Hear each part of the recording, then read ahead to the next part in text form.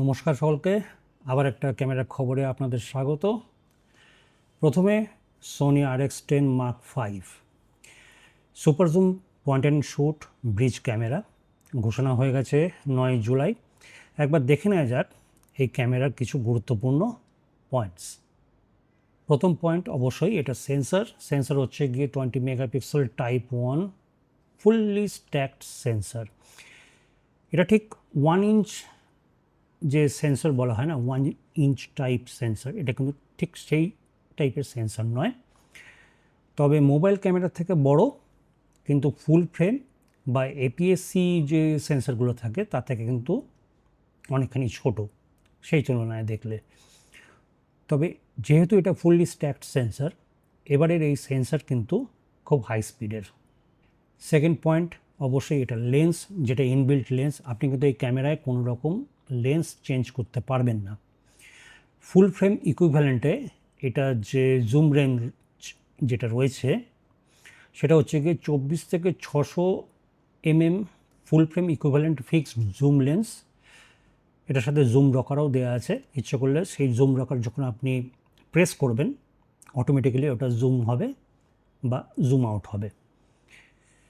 Variable aperture রয়েছে অবশ্যই, এটা একটা খানিকটা নেগেটিভ পয়েন্ট আমার কাছে। ম্যাক্সিমাম হচ্ছে গিয়ে f2.4, সেখান থেকে নিয়ে f4 অবধি। এখানে একটা পয়েন্ট রয়েছে, সেটা হচ্ছে গিয়ে 100 মিলিমিটার যখনই আপনি জুম রেঞ্জটা ছাড়াবেন তখন কিন্তু অ্যাপারচার f4, তার থেকে আর কম পাবেন না। থার্ড পয়েন্টে এই ক্যামেরা এবারে থাকছে ডেডিকেটেড AF অন বাটন, মানে ব্যাক বাটন অটোফোকাসের জন্য ডেডিকেটেড একটা বাটন থাকবে, আর প্রোগ্রামেবল রেকর্ডিং বাটনটা থাকবে, মানে যখন আপনি ফটো মোডে রয়েছেন সেই সময় আপনি ইচ্ছে করলে ভিডিও রেকর্ডিং যে বাটনটা রয়েছে সেটাকে আপনি অন্য কোনো কাজের জন্য প্রোগ্রাম করতে পারেন, সেটাও এই ক্যামেরায় দিয়েছে। এটা যে আগের ভার্সন ছিল সেটার মধ্যে কিন্তু এইগুলো ছিল না। এছাড়া রয়েছে জয়স্টিক, এটাও কিন্তু আগের ভার্সনে ছিল না। এবার আসি ফোর্থ পয়েন্টে রয়েছে এটার ব্যাটারি হচ্ছে কি FZ100 ব্যাটারি, যেটা সোনির খুব বিখ্যাত একটা ব্যাটারি, খুব লং লাস্টিং। আর এটার ফলে কী হয়েছে, এই ক্যামেরাটার যে গ্রিপটা রয়েছে সেই গ্রিপটাও কিন্তু বড় হয়েছে। আগের যে ভার্সনটা ছিল মানে Mark IV যেটা ছিল সেটার মধ্যে কিন্তু এই ব্যাটারি ছিল না। ফিফথ পয়েন্ট, ব্যাক স্ক্রিন কিন্তু ফুললি আর্টিকুলেটেড না, এটা কিন্তু খুব একটা বড়সড় নেগেটিভ পয়েন্ট, বিশেষ করে যখন আপনি নিজের রেকর্ডিং করবেন এরকম টাইপের, সেই সময় কিন্তু আপনি খুব ঝামেলায় পড়বেন। যেহেতু এটা ফুললি আর্টিকুলেটেড স্ক্রিন নয়, সেলফ রেকর্ডিং করা খুব মুশকিলের। জানি না এই ক্যামেরায় এটা কেন করলো, দিয়ে দিতে পারতো, কোনো অসুবিধা ছিল না। 6 নম্বর পয়েন্ট, এবারে আসা যাক একটুখানি প্রসেসিং ইঞ্জিনের দিকে। এইবারে যে প্রসেসিং ইঞ্জিনটা আছে এই ক্যামেরাটার মধ্যে সেটা কিন্তু একদম brand new with AI autofocus. এখানে যেটা বলছে সেটা হচ্ছে কি 10 frames in mechanical lift shutter. এটার মধ্যে কিন্তু মেকানিক্যাল লিফট শাটার আছে, একদম জেনুইন মেকানিক্যাল শাটার যেগুলো আর কি প্রফেশনাল ক্যামেরায় থাকে সেগুলো কিন্তু এই ক্যামেরায় নেই, যেহেতু এটা একটা ব্রিজ ক্যামেরা। এখানে বলছে 10 frames in mechanical lift shutter and 30 frames in electronic shutter. Electronic শাটারের এই 30 ফ্রেমসটা এটা কিন্তু খুব কার্যকরী, যেহেতু এটা fully stacked sensor.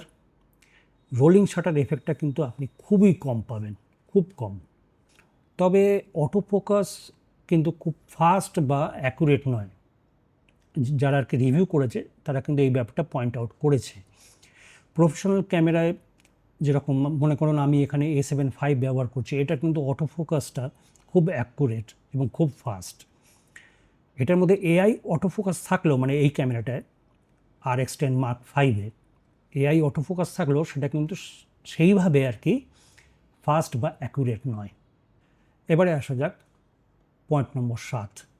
Point number 7-এ আমি যেটা বলবো সেটা হচ্ছে গিয়ে এটা কিন্তু একটা নেগেটিভ পয়েন্ট এই ক্ষেত্রে, তার কারণ হচ্ছে মেকানিক্যাল শাটারে আপনার স্পিড যদি 1/1000 সেকেন্ড বা তার বেশি হয়ে যায় সেই ক্ষেত্রে কিন্তু আপনার অ্যাপারচার চলে যাবে f8-এ।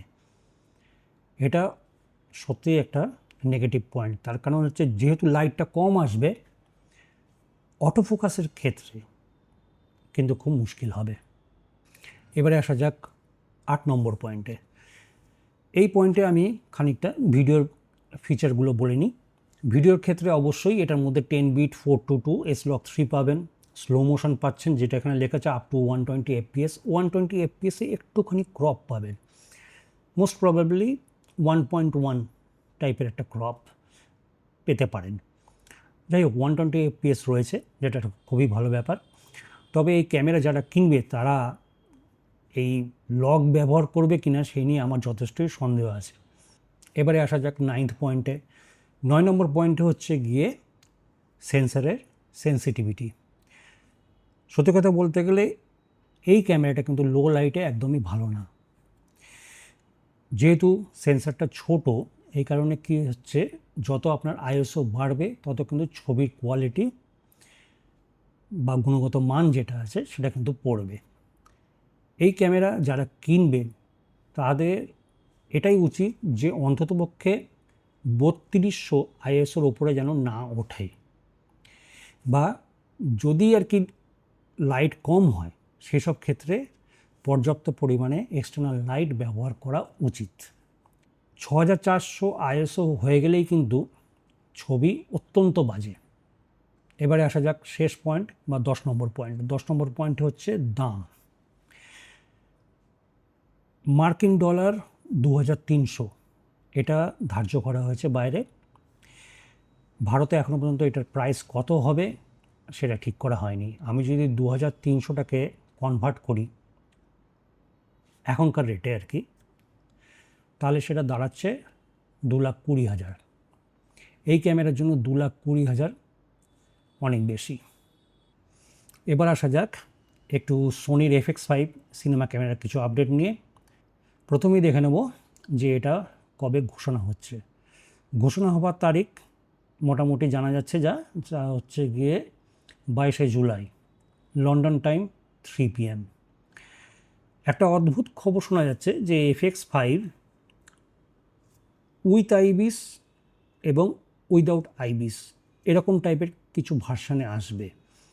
কিভাবে করবে সেটা আমি ঠিক জানি না। স্টেবিলাইজেশন থাকা বা না থাকা ব্যাপারটা কিন্তু ক্যামেরার ওজন এবং বডি ডাইমেনশন যেটা আছে সেটার মধ্যে কিন্তু হেরফের আনতে পারে।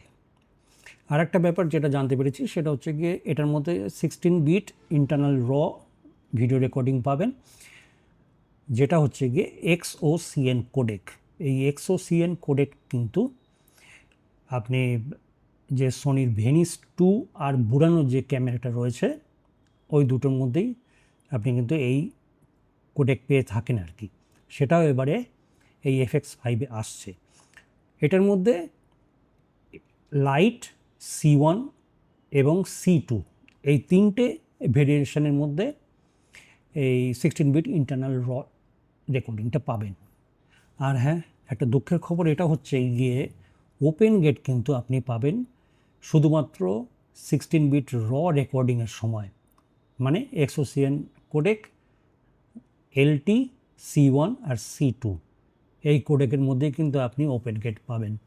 অন্যান্য যেসব স্ট্যান্ডার্ড যে সোনির রেকর্ডিং ফরম্যাটগুলো রয়েছে ভিডিওর ক্ষেত্রে তাতে কিন্তু পাবেন না।